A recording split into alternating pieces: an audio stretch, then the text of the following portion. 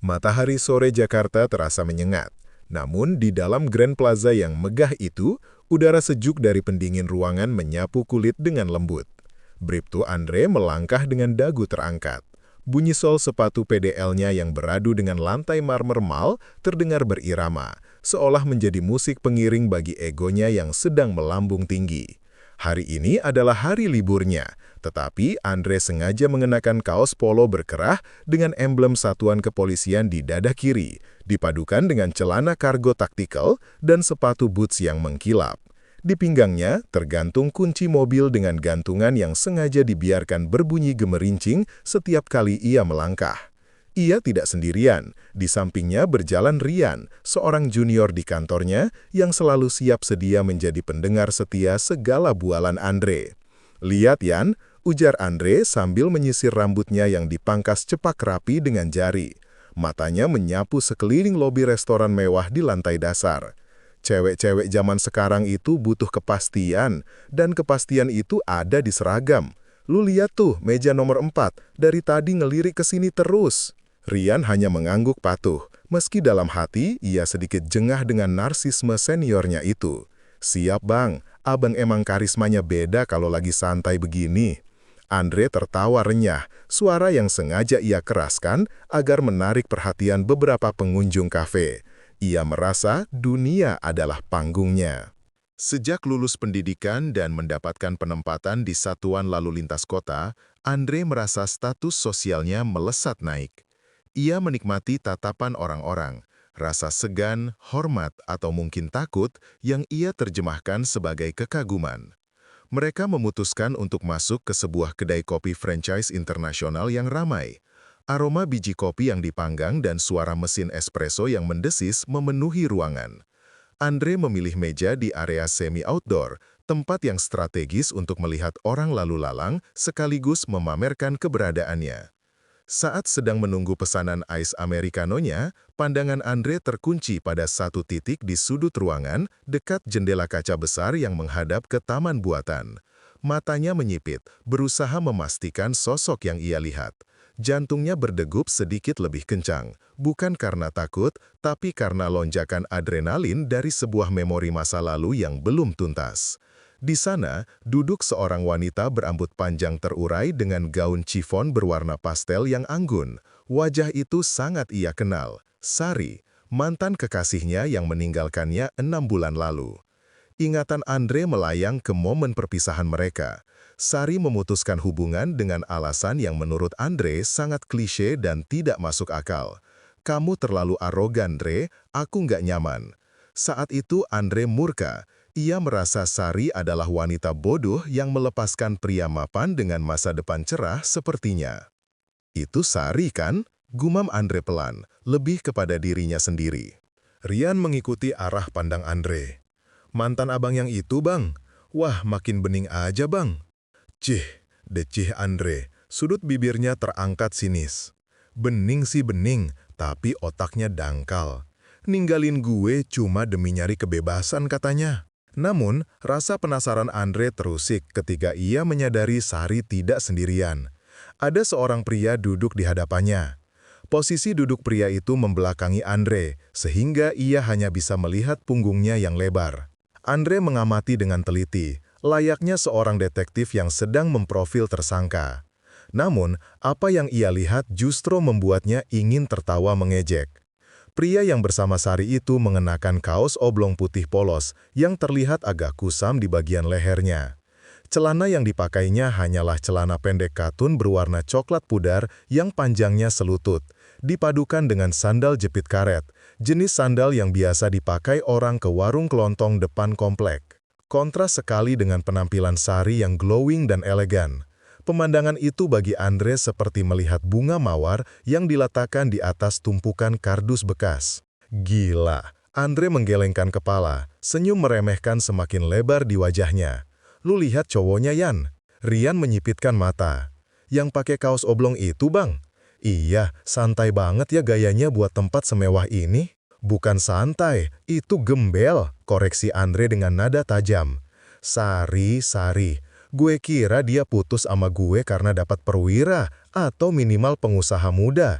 Ternyata selera dia anjlok parah. Dapatnya om-om kucel begitu. Rasa superioritas membuncah di dada Andre. Ada kepuasan tersendiri melihat mantannya turun level. Ia merasa menang. Ia merasa perlu untuk menunjukkan kemenangan itu langsung di depan muka Sari. Ini adalah kesempatan emas untuk membuktikan bahwa Sari telah membuat keputusan terburuk dalam hidupnya. "Ayo Yan," Andre berdiri tiba-tiba, menyambar minumannya yang baru saja diantar pelayan. "Mau kemana bang?" tanya Rian bingung. "Kita sapa kawan lama. Sekalian kasih pelajaran sedikit soal standar hidup," ujar Andre sambil membetulkan letak jam tangan sport mahalnya agar terlihat lebih mencolok. Andre berjalan membelah kerumunan meja dengan langkah mantap. Ia sengaja berjalan pelan, menikmati setiap detik menuju panggung utamanya. Semakin dekat ia ke meja Sari, semakin jelas ia bisa melihat detail pria pasangannya.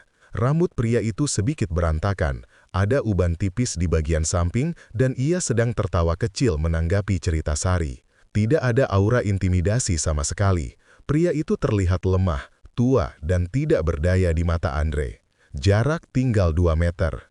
Sari, yang sedang tersenyum sambil mengaduk minumannya, tiba-tiba mendongak. Senyum di wajahnya memudar seketika saat melihat sosok berseragam polisi, meski modifikasi santai, berdiri menjulang di samping mejanya. "Andre?" Suara Sari terdengar tercekat. Ada nada tidak nyaman yang sangat jelas. "Halo Sar." "Dunia sempit banget ya?"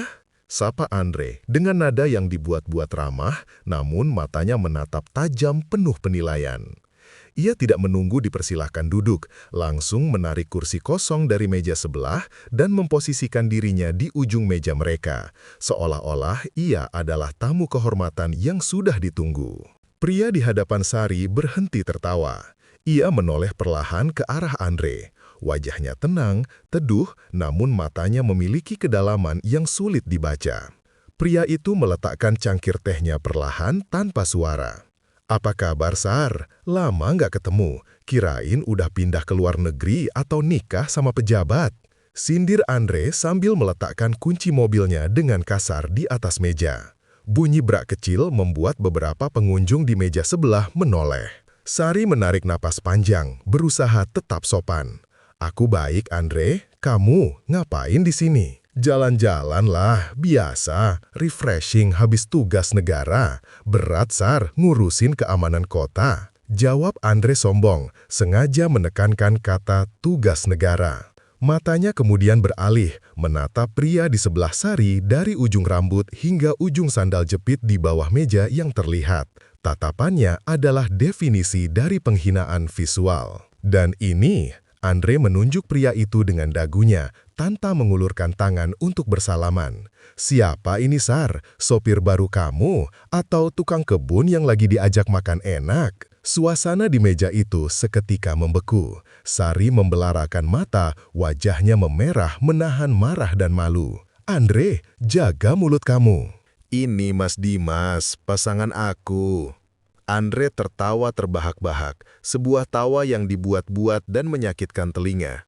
Ia menepuk paha Rian yang berdiri canggung di belakangnya. "Dengar nggak, Yan? Pasangan katanya." "Aduh, Sar, gue turut prihatin." Dimas, pria yang dihina itu, tidak menunjukkan reaksi marah. Ia hanya menatap Andre dengan pandangan datar, sedikit memiringkan kepala seolah sedang mengamati perilaku anak kecil yang sedang tantrum di toko mainan. Ia menyandarkan punggungnya ke kursi dengan santai, kedua tangannya bertaut di atas perut. "Halo Pak Polisi." Suara Dimas terdengar berat dan tenang, kontras dengan suara cempreng Andre yang penuh emosi. "Nama saya Dimas, senang bertemu dengan teman lama Sari." Andre mendengus, merasa panggilan Pak Polisi dari pria lusuh ini terdengar seperti lelucon. "Brip tuh Andre, jangan sembarangan panggil. Dan koreksi, gue bukan teman lama, gue mantan terindah yang disia-siakan cuma demi..." Andre menggantung kalimatnya, matanya kembali menyapu penampilan Dimas dengan jijik. "Demi modelan begini." Sari sudah hendak membuka mulut untuk membalas, tangannya mengepal di atas meja. Namun, Dimas menyentuh tangan Sari pelan, sebuah isyarat halus untuk memintanya tetap tenang. Sentuhan itu begitu lembut namun otoritatif, membuat Sari kembali diam meski dadanya naik turun menahan emosi. Andre menangkap gestur itu dan semakin merasa di atas angin. Ia mengira Dimas takut padanya. Pikir Andre, tentu saja dia takut. Siapa yang berani melawan aparat gagah sepertiku? Apalagi cuma bapak-bapak lusuh begini. Jadi, Pak Dimas ini kerja apa? Tanya Andre dengan nada interogasi, memajukan tubuhnya, menginvasi ruang pribadi Dimas. Dilihat dari tampilannya sih, freelance atau pengangguran yang lagi-laki dipelihara Sari. Pertanyaan itu menggantung di udara, tajam dan berbisa. Di sekeliling mereka, hiruk-pikuk mal terus berjalan. Orang-orang tertawa dan berbelanja, tidak menyadari bahwa di meja nomor 4, sebuah bom waktu arogansi sedang berdetak menunggu ledakan. Andre tersenyum miring, merasa menang telak di ronde pertama ini, tanpa menyadari bahwa ketenangan di wajah Dimas bukanlah tanda kelemahan, melainkan ketenangan air laut sebelum badai tsunami menghantam. Pertanyaan sinis Andre masih menggantung di udara, mengisi ruang sempit di antara mereka dengan ketegangan yang menyesakan. Jadi, Pak Dimas ini kerja apa? Freelance atau pengangguran? Dimas tidak langsung menjawab. Ia mengambil jeda sejenak, meraih tisu di atas meja untuk menyeka sedikit embun di gelas minumannya yang mulai mencair. Gerakannya lambat, tenang, dan sangat terukur. Tidak ada tanda-tanda tersinggung atau panik di wajahnya yang mulai berkerut dimakan usia. Justru, ketenangan itulah yang membuat darah Andre mendidih. Di mata Andre, diamnya Dimas adalah bentuk pengakuan kalah, sebuah validasi bahwa tebakannya benar. Dimas memulai ucapannya dengan suara bariton yang rendah namun lembut. Ia tersenyum tipis, senyum yang sulit diartikan. Apakah itu senyum ramah atau senyum kasihan? Saya cuma bantu-bantu teman Mas Andre, kadang di kantor, kadang di lapangan. Yah, kerja serabutan saja, yang penting halal dan cukup buat beli beras. Jawaban itu seperti bensin yang disiramkan ke api ego Andre. Bantu-bantu! Andre mengulang kata itu dengan nada tinggi, seolah ia baru saja mendengar lelucon paling konyol sedunia. Ia menoleh cepat ke arah Rian, juniornya yang masih berdiri canggung di belakang kursi. Dengar nggak Yan? Bantu-bantu. Itu bahasa halusnya kacung Yan. Atau kalau di kantor paling banter jadi OB atau kurir dokumen. Tawa Andre meledak lagi, kali ini lebih keras, lebih menghina. Beberapa pengunjung kafe di meja sekitar mulai menoleh dengan tatapan terganggu, namun Andre tidak peduli. Baginya, mereka adalah penonton, dan dia adalah bintang utamanya. Ia merasa perlu memproklamirkan dominasinya di ruangan itu. Andre memajukan tubuhnya, menumpukkan kedua siku di atas meja, hingga membuat piring kecil berisi sisa kue milik Sari bergeser. Ia menatap Dimas lekat-lekat, tatapan predator yang sedang mempermainkan mangsanya yang sudah tidak berdaya. Pak Dimas, dengerin saya ya, ujar Andre dengan nada menggurui. Jari telunjuknya mengetuk-ngetuk permukaan meja kayu yang keras. Di zaman sekarang, cukup buat beli beras itu mentalitas orang kalah. Mentalitas orang yang gak punya visi. Laki-laki itu dilihat dari seragamnya, dari apa yang dia bawa, dari jabatannya. Laki-laki itu harus punya power. Andre menegakkan punggungnya, membusungkan dada agar logo satuan kepolisian di kaos polonya terlihat lebih jelas. Ia menyapukan tangan ke dadanya sendiri dengan bangga. Lihat ini, katanya, menunjuk emblem kecil itu. Untuk bisa pakai lambang ini, saya harus merangkak di lumpur, ditempa siang malam, dididik keras. Seleksinya ketat, ribuan orang gugur, tapi saya lolos. Saya ini abdi negara, tangan kanan hukum. Kalau saya lewat di jalan, orang minggir. Kalau saya masuk ruangan, orang hormat. Itu yang namanya prestis, itu jaminan masa depan. Andre beralih menatap Sari, matanya memancarkan kekecewaan yang dibuat-buat. Dan kamu, Sar? Kamu ninggalin semua prestis itu demi ini? Andre melambaikan tangannya ke arah Dimas dengan gestur meremahkan, seolah sedang mengusir lalat. Kamu ninggalin seorang bintara muda yang karirnya lagi nanjak, yang punya gaji tetap, tunjangan, pensiunan, cuma buat sama bapak-bapak yang kerjanya bantu-bantu? Logika kamu di mana? Sari menggigit bibir bawahnya kuat-kuat hingga terasa perih. Wajahnya merah padam, bukan karena malu bersanding dengan Dimas, tapi karena malu pernah menjalin hubungan dengan pria searogan Andre. Masalah kerjaan bukan urusan kamu, Andre. Suara Sari bergetar menahan amarah. Mas Dimas orang baik, dia menghargai aku. Sesuatu yang gak pernah kamu lakuin selama kita pacaran. Kamu cuma sibuk sama diri kamu sendiri, sama pangkat kamu, sama pujian orang lain. Menghargai, potong Andre cepat dengan nada mencemooh. Sari, hargai diri kamu sendiri dulu dong, realistis aja. Emangnya penghargaan bisa buat bayar cicilan rumah? Bisa buat beli skincare mahal kamu itu? Bisa buat gaya hidup sosialita kamu? Enggak. Andre kembali merogoh saku celana kargo taktikalnya, mengeluarkan dompet kulit tebal, dan membantingnya pelan ke meja, tepat di samping kunci mobilnya. Dompet itu sedikit terbuka, memperlihatkan tumpukan kartu dan sedikit uang tunai, serta kartu tanda anggota kepolisian yang sengaja ia tonjolkan. Lihat bedanya, Pak Dimas. Andre kembali menyerang Dimas. Saya, muda, gagah, punya otoritas. Kapanpun saya mau, saya bisa bikin urusan orang jadi mudah atau jadi sulit. Itu power. Sementara Bapak, lihat penampilan Bapak. Kaos oblong murahan yang lehernya udah melar, celana pendek kayak mau mancing di empang, sandal jepit. Andre melirik ke bawah meja dengan jijik. Duh Gusti, Kemal elit pakai sandal jepit, nggak malu sama satpam di depan? Dimas menyesap tehnya lagi, tampak sama sekali tidak terusik dengan serangan verbal yang bertubi-tubi itu.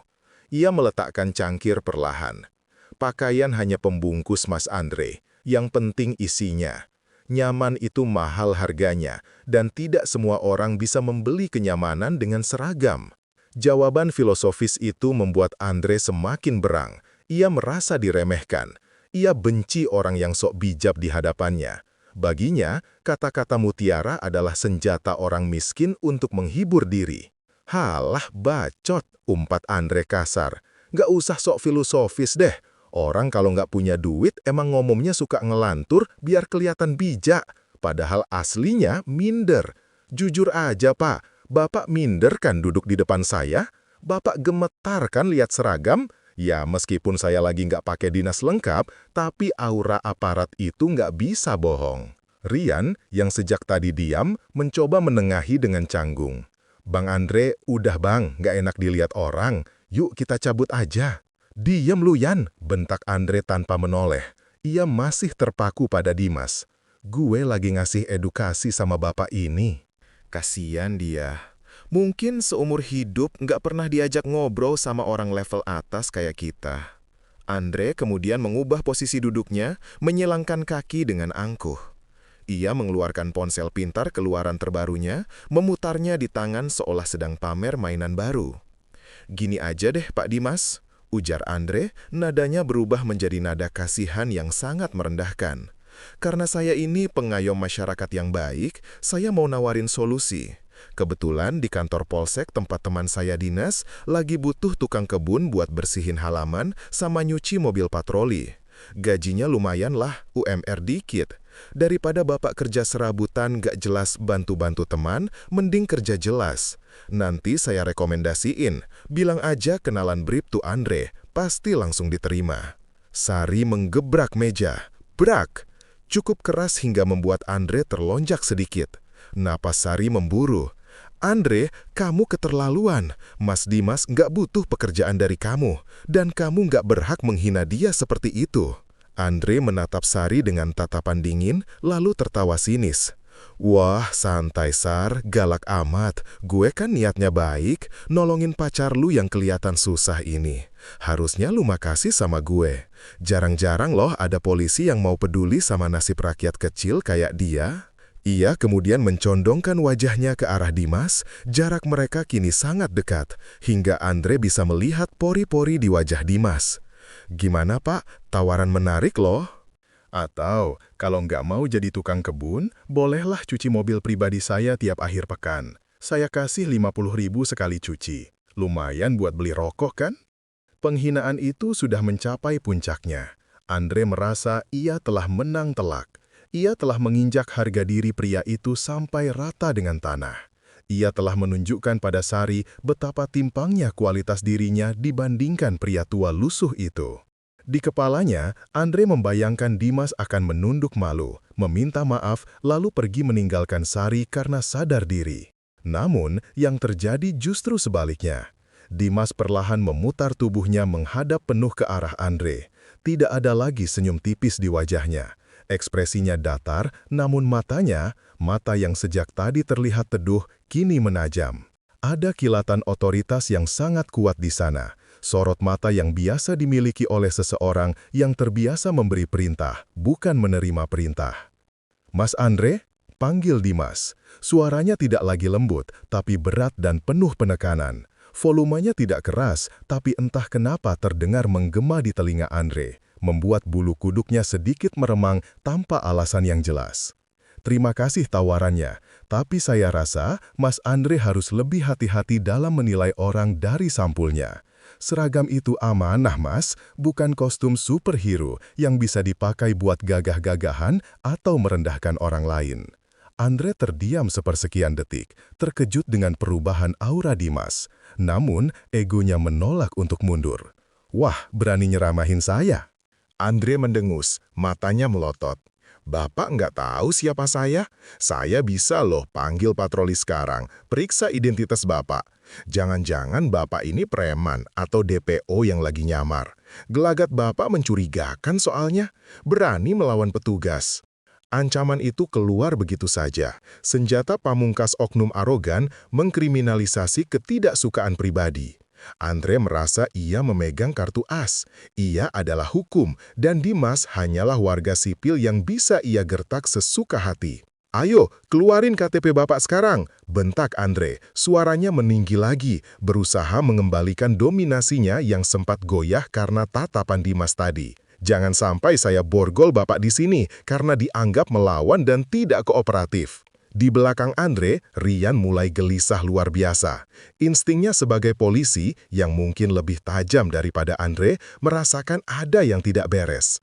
Pria bernama Dimas ini terlalu tenang, terlalu berani, dan cara dia menatap Andre bukanlah tatapan orang awam yang takut pada polisi. Itu adalah tatapan seorang atasan yang sedang melihat kesalahan fatal anak buahnya. Bang Andre," bisik Rian sambil menarik ujung baju Andre. "Udah Bang, firasat saya nggak enak. Orang ini kayaknya bukan orang sembarangan." Andre menepis tangan Rian kasar. "Apaan sih lu penakut banget? Lihat dia, Yan. Lihat sandalnya. Orang sembarangan mana yang Kemal pakai sandal jepit butut begitu? Dia cuma sok berani aja. Gue mau kasih pelajaran biar dia tahu sopan santun sama aparat." Andre kembali menatap Dimas dengan nyalang. Jari telunjuknya hampir menyentuh hidung Dimas. "Mana KTP? Atau perlu saya seret ke pos?" Saat itulah ketegangan mencapai titik didihnya. Andre merasa di puncak dunia, merasa paling berkuasa, tanpa menyadari bahwa di saku celana bantu-bantu milik Dimas, sebuah ponsel bergetar. Sebuah pesan masuk yang akan mengubah sore yang cerah itu menjadi mimpi buruk bagi karier Andre. Suasana di sudut kafe itu kini terasa lebih dingin daripada suhu AC Central Mall yang berdengung rendah. Ancaman Andre untuk memborgol dan menyeret Dimas menggantung di udara seperti awan mendung yang siap menumpahkan badai. Pengunjung di meja-meja sekitar mulai berbisik-bisik. Beberapa bahkan secara sembunyi-sembunyi mengarahkan kamera ponsel mereka, menantikan drama yang akan terjadi. Bagi Andre, sorotan kamera itu adalah panggung, kesempatan untuk menunjukkan ketegasannya sebagai aparat. Namun bagi Rian, itu adalah mimpi buruk dokumentasi digital yang bisa menghancurkan karir. "Mana KTP? Atau perlu saya seret ke pos sekarang juga?" bentak Andre sekali lagi, urat lehernya menonjol. Sari sudah hendak bangkit berdiri, matanya berkaca-kaca karena campuran rasa marah dan takut. Takut bukan karena ancaman Andre, melainkan takut pada apa yang bisa dilakukan Dimas jika kesabarannya habis. Sari tahu betul siapa pria yang duduk di sebelahnya ini. Namun, sebelum Sari sempat berteriak, tangan Dimas terangkat pelan. Bukan untuk menyerang, bukan untuk menangkis, melainkan hanya memberi isyarat tunggu yang begitu tenang namun penuh wibawa. Dimas perlahan merogoh saku belakang celana pendeknya. Gerakannya sengaja dibuat lambat, sangat lambat, seolah ia tidak memiliki rasa urgensi sedikit pun terhadap ancaman Andre. Andre menyeringai lebar, mengira mental Dimas sudah runtuh, dan kini pria tua itu akan menyerahkan identitasnya dengan tangan gemetar. Namun, yang dikeluarkan Dimas bukanlah dompet. Ia mengeluarkan sebuah sapu tangan kain tua yang terlipat rapi. Dengan gerakan santai, ia mengelap sudut bibirnya, lalu melipat kembali sapu tangan itu dan meletakkannya di meja. "Mas Andre," suara Dimas memecah keheningan tegang itu. Nadanya datar, nyaris tanpa emosi, seperti permukaan danau yang tenang, namun menyembunyikan arus deras di dasarnya. "Anda tahu apa kesalahan terbesar seorang petugas di lapangan?" Andre tertegun sejenak. Ia mengharapkan permohonan maaf atau ketakutan, bukan sebuah pertanyaan retoris. "Hah? Gak usah sok ngajarin gue. Kesalahan terbesar itu kalau warga sipil kayak lu gak tahu diri." Dimas tersenyum tipis. Kali ini senyumnya benar-benar mengandung rasa kasihan yang mendalam.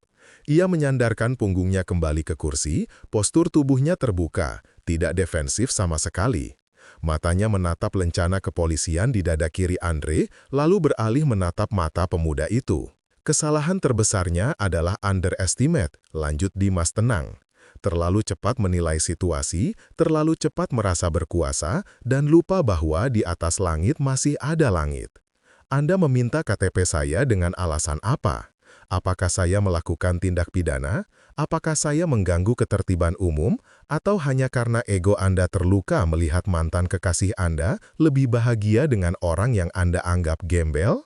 Pertanyaan itu menohok tepat di ulu hati ego Andre. Wajahnya memerah padam.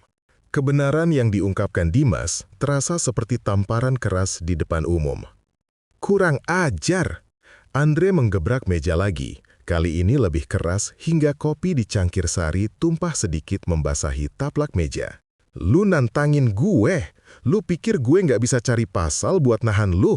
Pasal perbuatan tidak menyenangkan. Penghinaan terhadap petugas. Gue bisa bikin hidup lu sengsara, Pak Tua." Rian, yang berdiri di belakang Andre, semakin pucat. Ia melihat sesuatu yang luput dari perhatian Andre yang sedang dimabuk emosi. Rian melihat cara Dimas duduk. Itu bukan cara duduk orang sembarangan.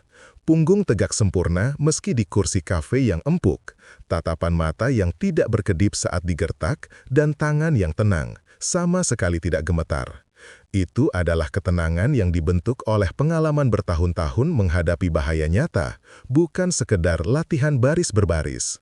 Bang Andre, yuk balik," bisik Rian, suaranya serak karena gugup.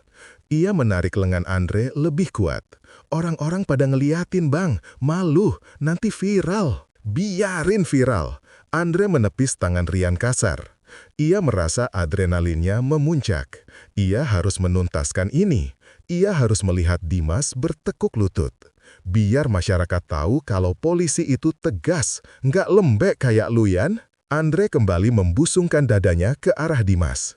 "Dengar ya, Pak. Saya kasih kesempatan terakhir. Minta maaf sama saya, cium tangan saya, terus pergi dari sini dan jangan pernah temuin Sari lagi. Kalau Bapak lakuin itu, saya anggap urusan selesai. Saya masih berbaik hati nih." Dimas tertawa kecil, tawa yang sangat renyah dan terdengar tulus, seolah Andre baru saja menceritakan lelucon paling lucu di dunia. Tawa itu membuat Andre semakin gila karena marah. "Kenapa ketawa? Ada yang lucu?" bentak Andre. "Lucu," jawab Dimas sambil menggelengkan kepala. Ia mengambil ponsel butut dari saku celananya, sebuah ponsel pintar model lama yang layarnya sudah retak sedikit di bagian ujung.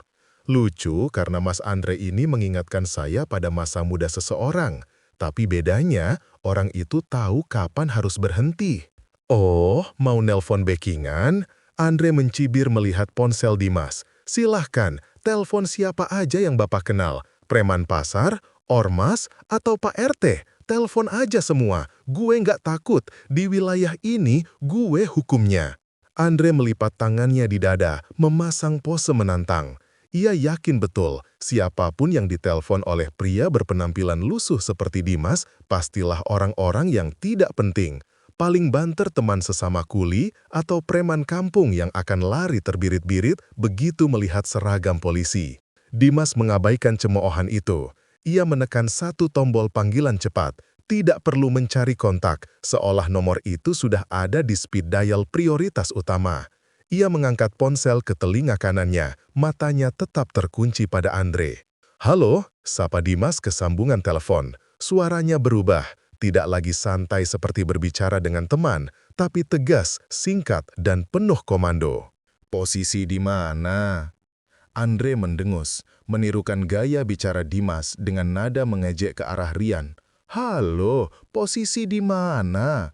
Andre tertawa, gaya bener kayak komandan, paling nanya posisi tukang bakso. Di seberang telepon, suara samar terdengar menjawab dengan cepat dan sigap, namun tidak terdengar jelas oleh Andre. "Saya di Grand Plaza, lobi barat, Cafe Excelso," lanjut Dimas. "Ada sedikit insiden, ada anggota yang offside, tolong merapat, sekarang." Klik, sambungan diputus, singkat, padat, tanpa basa-basi. Andre terbahak-bahak. "Itu doang, tolong merapat. Wah, takut banget saya. Siapa yang mau datang? Satpam komplek." Dimas meletakkan ponselnya kembali ke meja dengan perlahan. Ia menatap Andre dengan sorot mata yang kini berubah drastis. Jika tadi tatapannya tenang dan teduh, kini tatapan itu tajam, menusuk, dingin, dan memancarkan aura dominasi yang mengerikan. Itu adalah tatapan seekor singa tua yang akhirnya memutuskan untuk bangun dari tidurnya karena diganggu oleh hiena muda yang bising. "Mas Andre," kata Dimas pelan, "saran saya, selagi menunggu teman saya datang, ada baiknya Mas Andre merapikan seragam Mas. Itu kancing polonya miring, rambut juga sedikit acak-acakan. Malu sama pangkat kalau penampilan tidak rapi saat berhadapan dengan situasi resmi." Kalimat itu sederhana, tapi entah mengapa terdengar seperti perintah atasan di telinga Rian. Rian secara refleks merapikan bajunya sendiri, insting bawah sadarnya bereaksi terhadap nada otoritatif dalam suara Dimas. Namun Andre, yang sudah dibutakan oleh kesombongan, justru menganggapnya sebagai hinaan terakhir.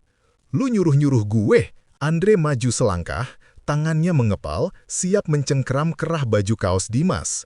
"Lu bener-bener minta dihajar ya?" "Andre, cukup!" Sari berteriak, berdiri dan menghalangi tubuh Andre. "Kamu sentuh dia sedikit aja, kamu bakal nyesal seumur hidup. Minggir, Sar, kamu udah dicuci otak sama dia." Andre mendorong bahu Sari pelan untuk menyingkirkannya. Saat tangan Andre menyentuh Sari, saat itulah batas kesabaran Dimas benar-benar habis. Brak! Bukan Andre yang menggebrak meja. Kali ini, Dimas. Ia berdiri. Gerakannya begitu cepat dan bertenaga, sangat kontras dengan citra pria tua lemah yang sejak tadi ia tampilkan. Kursi di belakangnya terdorong mundur dengan keras. Tubuhnya yang tadi terlihat membungkuk santai, kini tegak menjulang. Meski hanya mengenakan kaos oblong dan celana pendek, postur tubuhnya yang tegap dan bahunya yang lebar memancarkan kekuatan fisik yang nyata. Dimas tidak memukul. Ia hanya berdiri dan menatap Andre dari jarak dekat. Aura membunuh yang keluar dari dirinya begitu pekat hingga membuat Andre tersentak mundur selangkah tanpa sadar. Mulut Andre yang tadi tak henti-hentinya mencaci, mendadak terkunci rapat. "Jangan sentuh wanita kasar begitu," geram Dimas, suaranya rendah menggelegar. "Seragammu itu untuk melindungi, bukan untuk menindas. Kalau kamu tidak bisa menghormati seragammu sendiri, biar saya yang ajarkan caranya."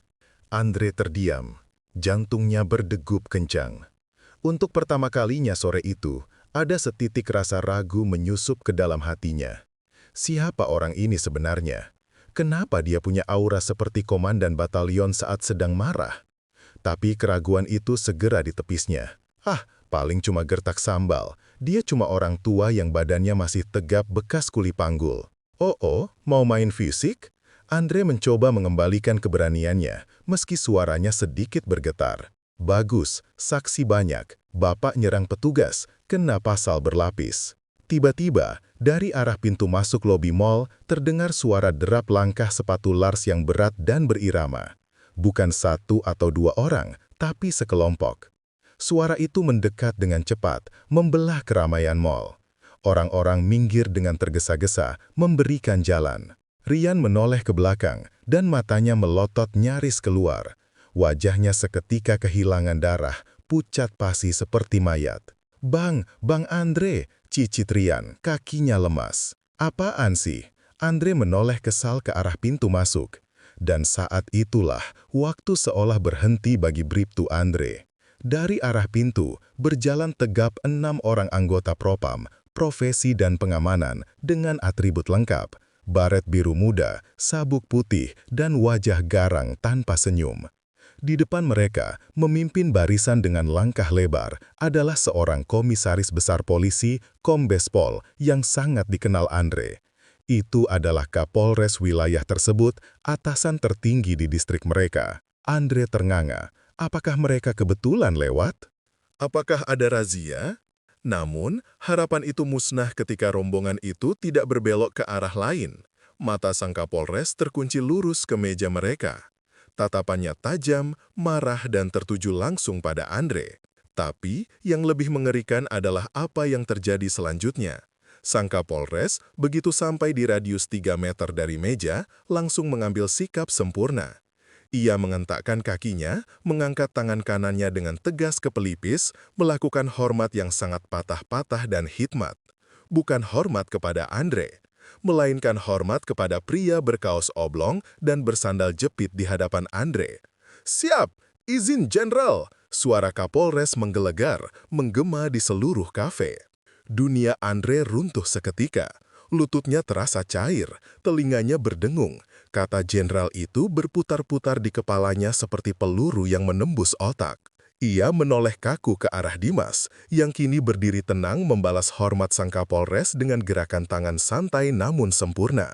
Senyum tipis kembali terukir di wajah Dimas, namun kali ini senyum itu adalah lonceng kematian bagi karir Andre. Kata jenderal yang diucapkan oleh Komisaris Besar Polisi Hendra, Kapolres yang membawahi distrik itu, terdengar seperti suara palu godam yang menghantam tengkorak Bribtu Andre. Dunia yang tadinya ia yakini sepenuhnya adalah miliknya, kini berputar 180 derajat dalam sekejap mata. Tubuh Andre kehilangan semua kekuatannya. Otot-ototnya melunak secara drastis, lututnya gemetar hebat, dan ia harus berpegangan pada sandaran kursi untuk mencegah dirinya ambruk. Wajahnya, yang beberapa detik lalu masih memerah karena marah dan sombong, kini berubah menjadi warna putih pucat pasi seperti kertas HVS. Keringat dingin langsung membanjiri pelipisnya, mengalir deras membasahi kerah kaos polonya. Andre tidak bisa bernafas. Semua kata-kata makian, ancaman, dan keangkuhan yang ia lontarkan tentang seragam, kekuasaan, dan aparat kini berbalik menusuknya sendiri, seolah ia baru saja melakukan penghinaan tertinggi di depan Mahkamah Agung Kepolisian. Dimas, yang tadi ia sebut om-om kucel, gembel, dan pengangguran serabutan, kini berdiri tegak di hadapan Kapolres. Postur tubuhnya yang sebelumnya terlihat santai di kursi, kini memancarkan kedisiplinan militer yang murni.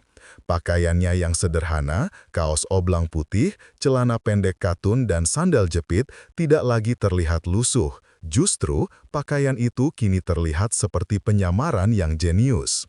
Kapolres Hendra, seorang perwira menengah yang ditakuti di wilayahnya, berdiri dalam sikap sempurna, menundukkan kepalanya dalam-dalam. Di belakangnya, keenam anggota Propam juga melakukan hormat yang sangat hikmat. Tubuh mereka tegang dan serius. Mereka semua menunggu komando dari pria yang kini mereka panggil Jenderal. "Izin Jenderal melaporkan, kami merapat sesuai perintah," lapor Kombes Pol Hendra dengan suara tegas, namun sedikit tercekat karena tegang. Andre dan Rian, yang seharusnya memberikan hormat juga, kini hanya bisa berdiri terpaku. Rian, yang instingnya lebih tajam, berhasil memaksakan tangannya untuk menyentuh pelipis, gemetar melakukan hormat yang sangat terlambat. Sementara Andre, ia bahkan tidak mampu menggerakkan satu otot pun. Matanya hanya bisa menatap Dimas dengan pandangan kosong, dipenuhi horor dan penyesalan yang mendalam. Dimas, sang jenderal, membalas hormat Kapolres dengan anggukan singkat. "Silahkan berdiri, Hendra. Tidak usah terlalu formal. Saya sedang cuti." "Siap, Jenderal. Mohon maaf atas interupsi di waktu cuti Jenderal," jawab Kombes Pol Hendra, masih dalam posisi setengah tegap, terlalu takut untuk bersikap santai. Jenderal Dimas kemudian beralih menatap Bribtu Andre. Tatapan itu terasa seperti radiasi dingin yang membekukan. Kini, Andre tahu, pria yang ia anggap tidak punya apa-apa ini adalah Komjen Pol Dimas Adiaksa, salah satu petinggi kepolisian di Mabes Polri yang namanya sering disebut-sebut di berita dan memiliki reputasi bersih serta tegas. "Hendra," suara Komjen Pol Dimas Adiaksa terdengar tenang, namun mengandung berat yang tak terlukiskan. "Saya menemukan anggota Anda, Bribtu Andre." Ia menjeda, memastikan Andre mendengar namanya disebut. "Melakukan tindakan intimidasi, penyalahgunaan seragam untuk kepentingan pribadi, dan pelecehan verbal terhadap warga sipil di tempat umum. Bahkan, ia mengancam akan mempenjarakan saya karena saya menolak memberikan KTP. Alasannya, karena saya berani melawan aparat gagah sepertinya." Setiap kata yang diucapkan Komjen Pol Dimas adalah paku yang dipukul ke peti mati karir Andre. Dia juga menawarkan pekerjaan mencuci mobil dan menjadi tukang kebun di Polsek sebagai bentuk charity kepada saya karena menilai saya dari penampilan, tambah Dimas dengan nada ironi yang sangat tajam. Kombes Pol Hendra memejamkan mata sejenak, menahan rasa malu dan kemarahan yang luar biasa. Ia menoleh ke Andre, tatapannya penuh amarah. Seolah berkata, "Kau baru saja menghancurkan reputasi kesatuan di depan petinggi tertinggi. Jenderal, saya mohon maaf yang sebesar-besarnya atas insiden ini. Saya jamin, saya akan memproses anggota ini sesuai prosedur kedisiplinan yang berlaku dan sanksi terberat." Janji Kapolres Hendra, suaranya bergetar menahan emosi. Andre, yang kini benar-benar sudah mencapai batas mentalnya, ambruk. Kakinya tidak mampu menahan beban tubuhnya lagi, dan ia terjatuh berlutut di lantai marmer kafe yang dingin.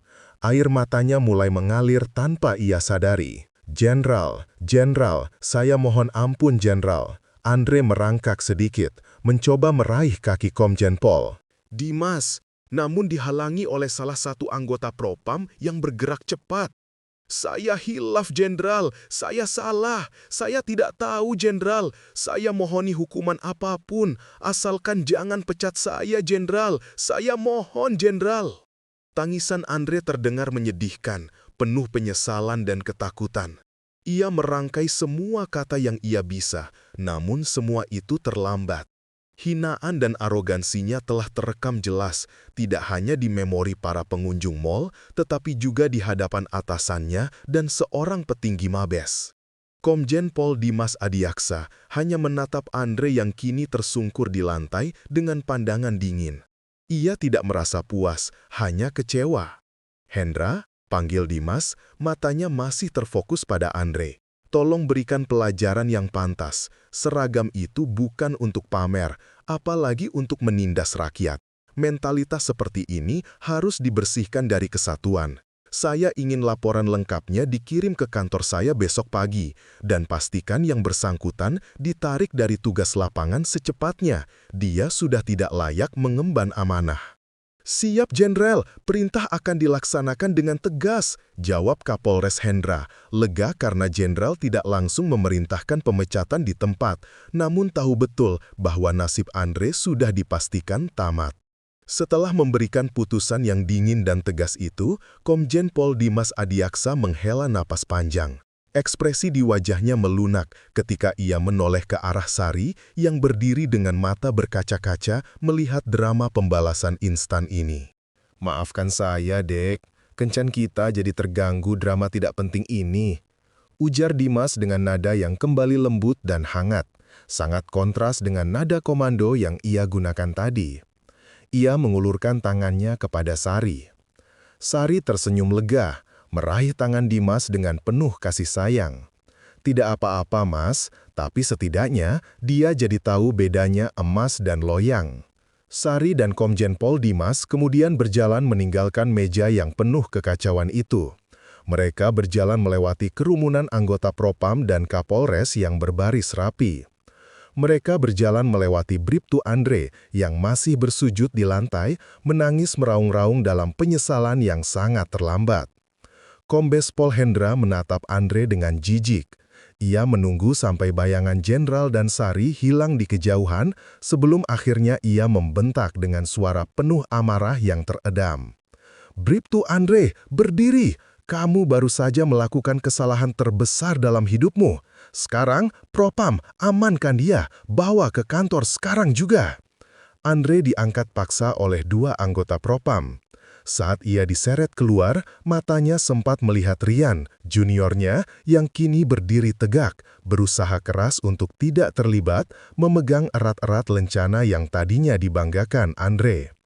Penyesalan terbesarnya adalah ia bukan hanya kehilangan karir, tapi juga kehilangan harga diri di depan wanita yang pernah ia cintai. Ia telah kena batunya, mendapat balasannya secara telak dan memalukan. Langkah kaki Andre yang diseret oleh 2 anggota Propam terasa berat dan memalukan. Dalam hitungan detik, ia berubah dari aparat gagah yang ditakuti menjadi tontonan publik yang memprihatinkan. Kamera-kamera ponsel pengunjung mal yang tadi hanya mengintip, kini merekam tanpa ampun, mengabadikan setiap tetes air mata penyesalan dan setiap detail seragamnya yang kini tampak kusam dan kotor karena jatuh. Ia melewati Rian, juniornya, yang kini berdiri dalam sikap sempurna di hadapan Kapolres, berusaha keras membuat dirinya terlihat sekecil mungkin dan tidak terlibat dalam drama itu. Rian menunduk, menghindari kontak mata. Andre menyadari saat itu juga ia telah kehilangan segalanya, status, karir, harga diri, dan bahkan satu-satunya rekan yang mau menemaninya pamer. Ia digiring keluar lobi, tempat mobil Propam sudah menunggu. Suara deru sirene yang samar terasa seperti lagu kematian bagi karirnya. Di kantor Kapolres, Andre dibawa langsung menghadap Kombes Pol Hendra di ruangannya yang mewah. Kapolres itu tidak berteriak, suaranya yang tenang justru jauh lebih menakutkan. Ia duduk di belakang meja kerjanya, menatap Andre dengan kekecewaan dan kemarahan yang dingin. "Bribtu Andre," kata Kombes Pol Hendra, meletakkan laporan singkat di mejanya. "Tahukah kamu, baru saja kamu tidak hanya mencoreng nama baik kesatuan di depan umum, tapi kamu juga melakukan penghinaan terbuka terhadap Komisaris Jenderal Polisi?" "Bribtu Andre," kata Kombes Pol Hendra, meletakkan laporan singkat di mejanya. "Tahukah kamu, baru saja kamu tidak hanya mencoreng nama baik kesatuan di depan umum, tapi kamu juga melakukan penghinaan terbuka terhadap Komisaris Jenderal Polisi?" Seorang petinggi bintang 3 di negeri ini yang kamu sebut kacung dan tukang kebun. Andre hanya bisa menunduk, tubuhnya gemetar tak terkendali. "Siap, Jenderal, siap, Komandan, saya mohon ampun." "Ampun?" sela Kombes Pol Hendra tajam. Dimas Adiaksa bukan jenderal sembarangan. Beliau dikenal paling anti terhadap gaya preman berseragam. Beliau datang ke sini untuk cuti, dan kamu, dengan segala kesombonganmu, memberinya alasan untuk kembali bekerja. Kapolres itu berdiri, berjalan mendekati Andre. "Seragam itu amanah, bukan jubah keangkuhan. Kamu menghina beliau karena penampilannya yang sederhana. Padahal, beliau melakukan itu karena beliau mampu bersikap sederhana. Dia tidak perlu seragam untuk mendapatkan rasa hormat. Sementara kamu, tanpa emblem dan pangkatmu, hanya seonggok sampah yang penuh ego." Kombes Pol Hendra kemudian memberi perintah tegas kepada Propam. "Amankan yang bersangkutan, lakukan pemeriksaan urin, tes psikologi, dan periksa semua asetnya. Malam ini juga, Bribtu Andre saya nonjobkan. Pagi besok, langsung laporkan kepada Divisi Hukum. Saya akan merekomendasikan PTDH pemberhentian tidak dengan hormat. Saya tidak mau mentalitas busuk seperti ini menulari yang lain." Andre kembali meraung, memohon-mohon, menyebut nama orang tua dan pengorbanannya untuk masuk dinas. Namun, Kombes Pol Hendra tak bergeming. Karma telah bekerja dan hukum disiplin institusi harus ditegakkan. Dalam kesendirian, Andre menghabiskan malam itu di ruang tahanan disiplin. Seragam gagahnya telah dicopot, diganti pakaian tahanan yang kusam. Dinginnya lantai dan bau klorin tajam di ruangan itu adalah kontras yang menyakitkan dengan aroma parfum mahal yang biasa ia pakai. Dalam kegelapan, Andre mengingat kembali setiap detik penghinaannya.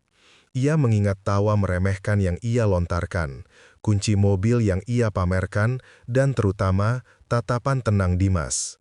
Pria itu tidak pernah melawan dengan kata-kata kasar, ia hanya menunggu. Ia membiarkan Andre mengubur dirinya sendiri. Andre menyadari bahwa kenyamanan dan kesederhanaan Dimas adalah manifestasi dari kekuatan sejati yang tidak perlu validasi eksternal.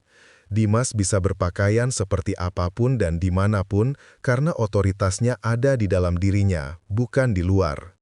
Sebaliknya, dirinya, Bripto Andre, adalah sosok rapuh yang membutuhkan emblem, pangkat, dan sorot mata kagum orang lain untuk merasa berharga. Begitu seragam itu dilepas, ia menjadi tidak apa-apanya. Ia telah memilih arogansi di atas kehormatan, dan kini ia harus membayar harganya. Akhir yang pahit. Beberapa bulan kemudian, Bripto Andre resmi diberhentikan dari dinas kepolisian dengan tidak hormat. Semua tunjangan, mimpi pensiun, dan karir yang ia banggakan hancur lebur. Ia menjadi mantan polisi, stigma yang akan melekat padanya seumur hidup. Ia kehilangan semua teman dan koneksi yang hanya tertarik pada seragamnya. Sementara itu, di tempat lain, di sebuah taman yang tenang, jauh dari hiruk-pikuk kota, Komjen Pol Dimas Adiaksa dan Sari duduk santai di bangku kayu.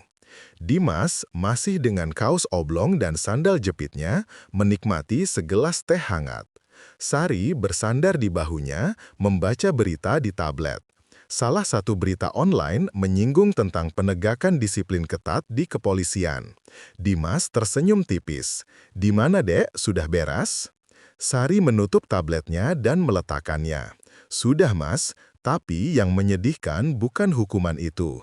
Yang menyedihkan, dia akan selamanya percaya bahwa seragam lebih penting daripada hati nurani." Dimas meraih tangan Sari dan menggenggamnya erat. "Makanya, Dek, jangan pernah nilai buku dari sampulnya, Dek. Jangan pernah nilai seseorang dari harta atau pangkat yang dia pamerkan. Karena yang benar-benar punya segalanya justru tidak perlu memamerkan apa-apa."